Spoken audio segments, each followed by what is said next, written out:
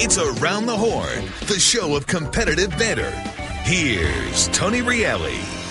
Just how competitive are you? About 17. He's got jokes, he's got smiles, he's got a new number, 0, and he's got a whole new life in New Orleans. Boogie introduced today as a Pelican. Jay, what do you think new life means both literally for Cousins and on the court statistically, let's say, as he teams up with Anthony Davis?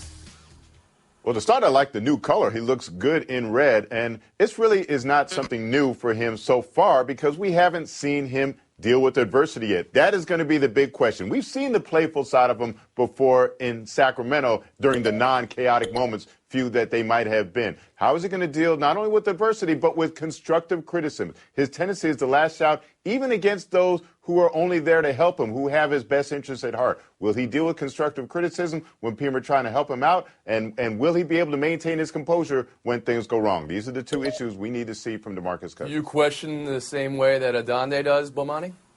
Well, I mean, I do think that Cousins has to consider the fact that he was given away, that for all the talent that he's got, for the 28 points a game, the 5 assists, the double-digit rebounds, they basically gave him away for a box of basketballs. Like, this is a sign for you that if you're going to be able to continue this in the league, some things that you've done, you're probably going to wind up having to curb. But I think that this ultimately could work out because if you're going to make it work with DeMarcus Cousins as a basketball team, you probably can't have him as your best player. When he's your best player, he's in control of too much. They actually found a place where he could get to a team and not be the best player. Anthony Davis is the best player there, and if he can live with that state of affairs, it can work out very well. But let's see how he lives with that state of affairs. What do you think that translates to on the court, Bomani, and even statistically? Can we expect 20-10 from him? 28-10 is basically what we've come to expect.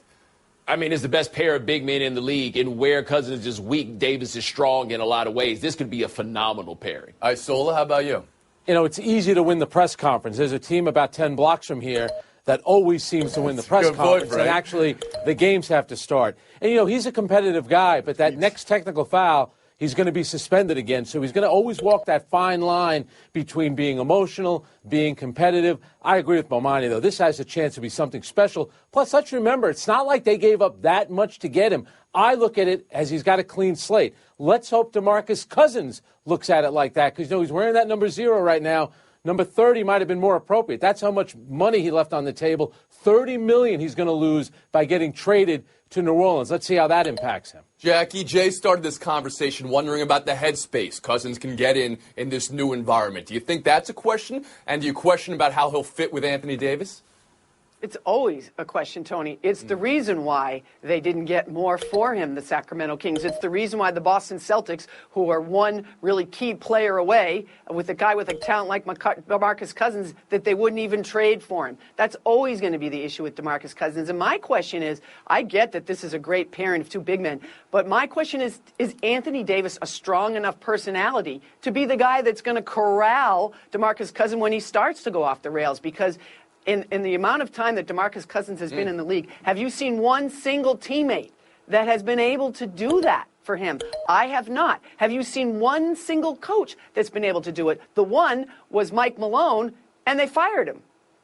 Okay, so from an X's and O's standpoint, Jackie, you want to answer that first, though. What are we looking at for Davis and Cousins here? I mean, a combined 55 points and 25 rebounds? Well, you know, you would expect they'd put up big numbers, but it's interesting. In a way, their talents are a slightly bit redundant, honestly, and especially in a league that's going away from big men. It's going to be very interesting to see how Alvin Gentry incorporates the two of them. I think they'll both do very well, but is it enough to keep DeMarcus Cousins on an even keel? I've just never seen him go long enough on that even keel, for me anyway, as a GM, to put all my eggs in his basket. Yes, Jackie, the league has gone away from the low post game, but DeMarcus Cousins has successfully gone away from the low post as well. He makes approximately the same number of three-pointers per game as Kevin Durant does for the Warriors. It's a difference of only 12 in the aggregate for this season. So he can spread the court just as effectively as Kevin Durant. That tells you something right there. And Bomani alluded to the paltry return that the Kings got. Remember, it's the same reason that he was available when they picked 5th in the draft in 2010. And did enough change happen in between that, or could you say he lived down to those expectations? 25 games left. They're 2.5 back of the playoffs. What will it take for them to make the playoffs, Bomani? I mean, they should just basically be able to play basketball. With that level of talent, they should be able to win enough games. And Jackie said their skills are redundant. I think their skills are redundant in part because they're both so good at so many things that it's not like it's a negative that their talents are redundant. They got two really versatile big men.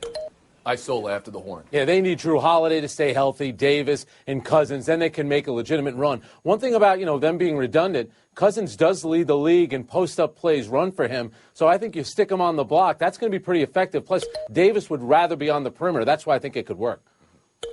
We've been Horn. We'll move on. Headline number 2. Adrian Wojnarowski for The Vertical. Indiana assessing trade market for Paul George.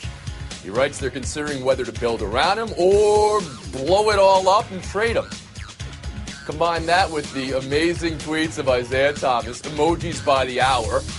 I can't wait until he has to tweet out luggage emoji because he's the one they traded to get George. Jackie, from Indiana's perspective, what should the priority be? Build around George or trade him? And from Boston's perspective, does it make sense to make the move for George over, say, Jimmy Butler? So in a perfect world, if you're Larry Bird and the Pacers, you keep Paul George because he is one of those great players, and you want to keep him, and you want to build around him, and you want to get enough pieces to make him happy enough, so that if he opts out next year, which he probably will do, you pay him because you can pay him more than anybody else, and you keep him. But you have to have a very serious, and I'm sure they already have had, a very serious conversation with him. You got to sit down and say to him, is this one of those situations that no matter what we do, you're going to move on anyway? And if that's the case, now you have to think about making a trade. Now, you don't have to make it now at the trading deadline. For instance, let's say the Boston Celtics are your trade partner. Wouldn't you like to know what the pick is? If I'm the Indiana Pacers, I'd like to know, is the pick 1, 2, 3, or 4? And so if you wait and then make the deal for Paul George after the deadline, that makes a lot more sense to me. But I got to go back to you here, Jackie, because you're in Boston, and we have those Isaiah Thomas tweets. We have to throw them out because you don't even know what they mean. I understand that. But this is a year where the Cavs are missing Kevin Love, right? This is a year where things are in play for the Celtics. Could be 2 seed. Right. Is this a deal that they should really be thinking about? If I were the Boston Celtics, I would deal that Nets pick for Paul George. I would not do it for Jimmy Butler. You've heard me say that. I would do it for Paul George. Let's bring in Frank Isola here. Bingo, Jackie. You're 100% right. I'm not trading that pick for Jimmy Butler. For Paul George, this is the player, the type of transformative player that Danny Ainge has been waiting for. And you look at the Eastern Conference, Kevin Love expected back, J.R. Smith expected back, but let's face it, Cleveland looks somewhat vulnerable. You have those picks, and lo and behold, wouldn't you just know it, Danny Ainge has a relationship with Larry Bird. The last guy he had a relationship with, and he made a monster trade, was Kevin McHale with Kevin Garnett. So guess what? This is the kind of move you make if you're Boston. If you're Indiana, you can get the assets back, and it makes a lot of sense for both teams. Bomani Jones. Yeah, draft pick is a lottery ticket, and even if you get a player that can ultimately be transformative out of that draft pick, how long will it take for that player to be that? Paul George is best case scenario really on a lot of those guys that you could wind up with in the draft. If you can get him right now, you go ahead and you make the move. The Celtics' whole roster is a handful of low spades. You can do worse in terms of your hand, but you can't pull in for so many books with what they had. They need a joker. Paul George is as close as they're going to get to a joker. Deuce of Diamonds, probably. They need to make that move. That's from the Boston perspective. Now, the initial question was from the Indy perspective here, Bomani. When they're assessing it, how should they be assessing it? Well, the question is, how far away are they from being a legitimate championship contender? Like, what's it going to take to put with Paul George? I figure they need so many more pieces to put around him that it's probably quicker to the top by tearing this down than it is building around what they have. And is that your read on it, Jay? I just think you go with the known, right? Paul George can be an all-star, one of the best players in the league. Why go for the draft pick? Even if you know what that draft pick is, Jackie, if you wait until you know what that pick is, you know the number, you don't know the player or what he will become, even if you have your sights set on someone. I don't see for the Pacers, who we know have difficulty attracting free agents to that market. You have that player in place, draft, trade, whatever you have to do, you keep the assets that you have. We'll give you the last word, Jay. Build around it. I couldn't agree more. If you can keep him, J.A., and I would guess that the Pacers are huddling right now with their owner and saying, Mr. Simon, we want to keep Paul George here, and if we're going to, you're going to have to agree for the first time in your tenure to pay a luxury tax. We're going to have to go over the cap. We're going to have to make our superstar happy. And I don't know if that conversation is taking place, and I don't know if the owner will agree to do that in that small market. You wanted something to add to that? Go ahead. Well, remember, Indiana during the offseason, they added Jeff Teague, Thaddeus Young. They were looking to make a run. They are 29 and 28. It's time to see what you can get for Paul George. Build around Miles Turner. All right. We've Been Horn. We'll move on. Headline number 3. And on the first day, Magic traded Lou Williams. Big deal was made about this trade, even though it involved 2 guys who've been traded a total of 6 times in their career. Also, Magic named Rob Pelinka GM. Pelinka doesn't not look like Rob Lowe. Jay, what do magical moves on day 1 portend? Well, you don't know, or you don't have the ability to grade this trade until you know what the pick is and who they get with the pick. So it's incomplete right now. What you can like is the mindset that they exhibited by making this trade. They weren't trying to clear salaries, cap space in an attempt to go after another marquee free agent. We've seen how that's worked out in the past few years. They're kind of with the modern NBA, in which you accumulate assets, accumulate draft picks either for yourself or as trade chips. And that's what they did. So the thought that they do it the old Laker way, the old Showtime way, I think they dispelled that notion right away. Jeannie Buss said she waited too long to fire her brother and apologize to Laker fans, Jay. Should Laker fans accept that apology? They should. They should understand the difficulty it takes in which how hard it is to fire a sibling. So I think, this was an emotional move for them. It wasn't just a business decision. But she put Lakers over family. That's the end result. And Bomani on Magic day 1? Well, I mean, I think if you're a Lakers fan, the most encouraging thing about this trade is that Magic didn't get worked on his first day on the job. Look, Daryl Morey ain't that nice of a guy. He ain't called Magic to be a welcoming to the NBA front office fraternity. He sounds like he called a rookie to see if he could work him. In the end, the Lakers made a trade that wound up being helpful for them. It's really helpful for both sides. So I think you have to feel good, if nothing else, on day 1, Magic did something productive. Isola? Hey, he got a number 1 pick for a backup on a bad team. That's a great move for both teams. I love it for Houston. If you play Golden State, you have to outscore them. Now they added one of the best bench scorers in the league. I like it for Houston, and I like it for the Lakers. I also like bringing in Rob Pelinka. It's the wave of the future now. A lot of these teams bringing in agents to help in the front office. The Lakers have moved in from the 90s to today. Hey, Jackie. Yep, Bob Myers. They're interchanneling Bob Myers. But I'll say this also. Remember what the Lakers have done here? They've made themselves worse, and they need to be worse because they need that pick to be a top 3 protected pick, Tony. Otherwise, it goes to Philadelphia. They have to be bad. They cannot afford to lose that pick. All right, Jackie, you were very patient and very magnanimous yesterday because I gave all your points to everyone on yesterday's show for this. Accurately so that forecasting. Means he's going to fire Mitch Kupchak. He's going to fire the Magic hiring and firing of there. everybody weeks in advance. Now you bathe in the accumulation of prosperity. That's how you make the Hall of Fame, boys and girls. Okay, that's enough. Let's take a break. That's enough. Buy or sell. Baseball changes. The new rule to make intentional walks immediate and get rid of the 4 pitches. And what's coming, which by all reports, Rob Manfred invoking the full power of the office of the commissioner. As Verducci writes it, MLB will modernize no matter what players want. J.A., is the commissioner right to do it? And do you see it as necessary?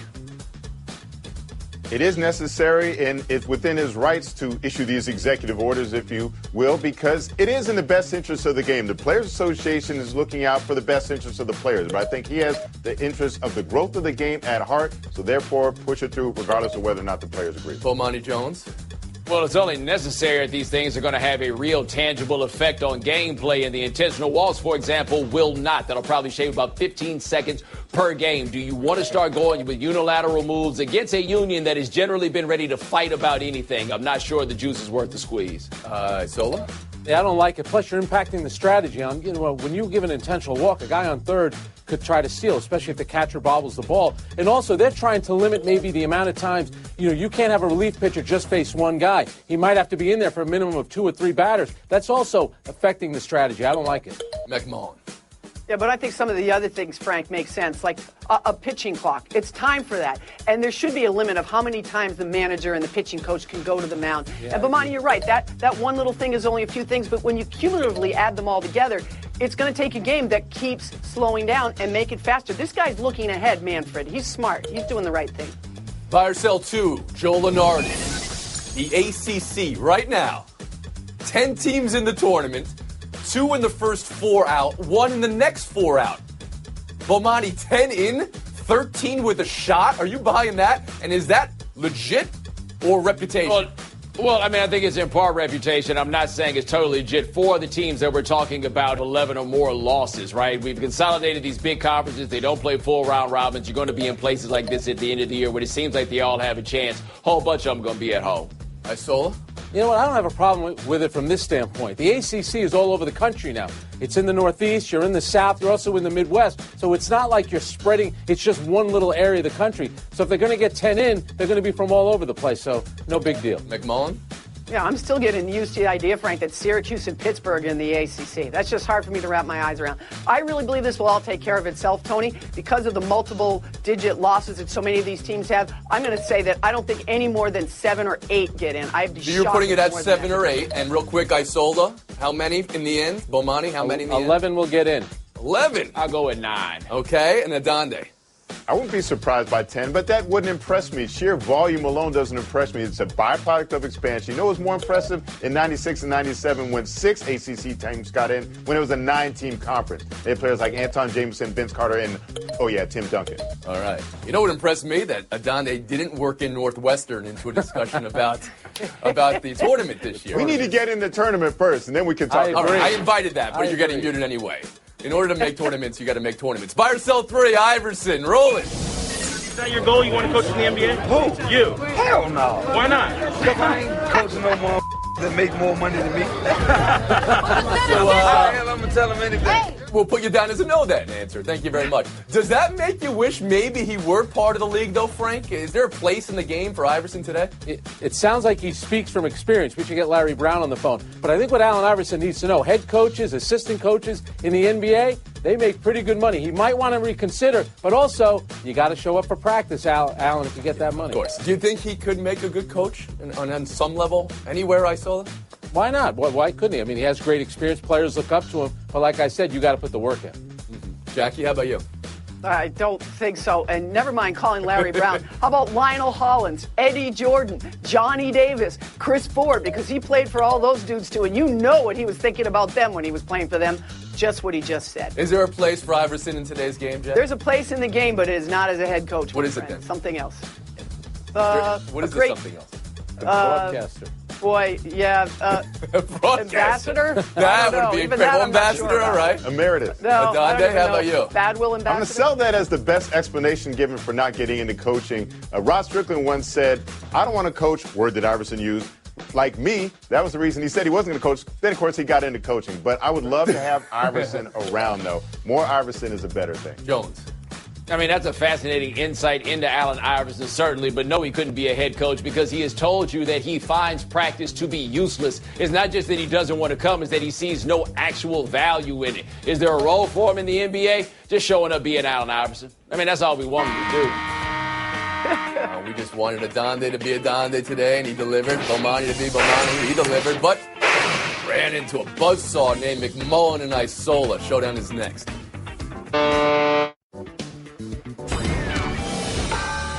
You people condemn arena proposals. As somebody who got engaged in between the men's and women's bathroom at LaGuardia Airport, I cannot judge anybody. How about the arena wedding ceremony between Wild and Blackhawk fans on the ice before a game, Frank? Who knew when she said yes to the dress it was going to be a Minnesota Wild jersey? But I will say this.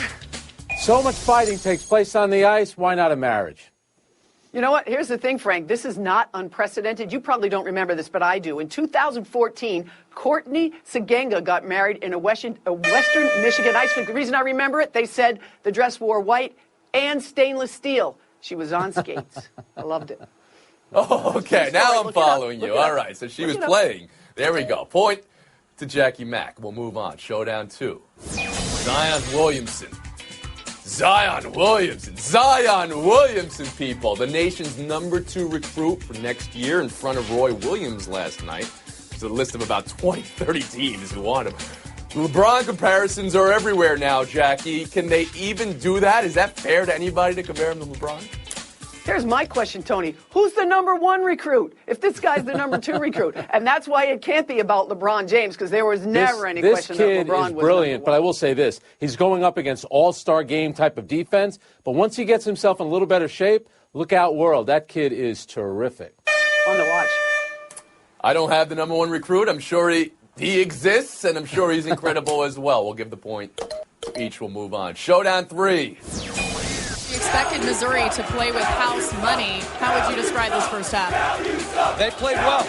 How would you describe this student section here? How do you describe Calipari's reaction to the Missouri student section, Frank?